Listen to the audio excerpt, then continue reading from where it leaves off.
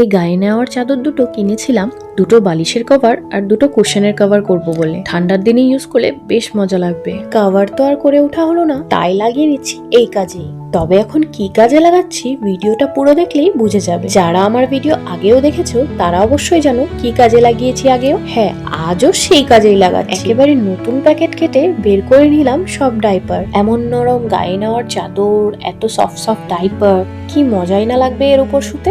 শোয়া তো হবে ঠিকই, কিন্তু প্রাহির একেবারে নরম বিছানা তৈরি করে নিচ্ছে গায়ে নেওয়ার চাদর আর ডাইপার দিয়ে। অনেকেই বুঝতে পেরে গেছো হয়তো, আজ প্রাহির করে নিচ্ছি আবারও ফটোশুট। কোন মাসের জানতে চাইছো? দাঁড়াও দেখাচ্ছি। প্রজাপতি কেমন লাগছে আগে সেটা বলো।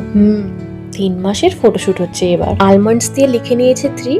আর যেহেতু ডেকোরেশন, মেকআপ, ফটোগ্রাফির পুরো দায়িত্বটাই আমার, তাই বরকে ইমোশনাল টর্চার করে ফোন ধরিয়ে বলেছি আমার এই কষ্টগুলোকে ভিডিও বন্দি করতে।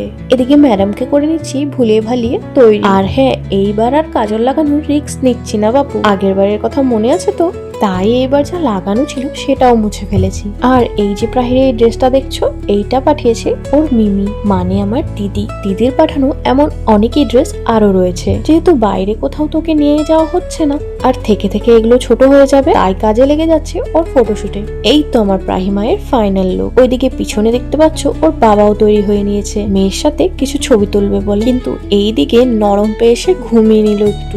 আচ্ছা বলো তো, তোমাদের পুরোটা সাজানো গোছানো আর প্রাহের লুক সবকিছুই কেমন লাগছে? ভালো না লাগলেও অবশ্যই জানাবে। যা মাথায় আসছে তাই করছি, কোনো অনলাইন থেকে কোনো কিছু রেফারেন্স ছাড়াই। চলো তাহলে দেখিনি ফটোস গুলো কেমন আসছে, আদৌ কি ভালো করে তুলতে পেরেছি কিনা তোমরাই বলো দেখে।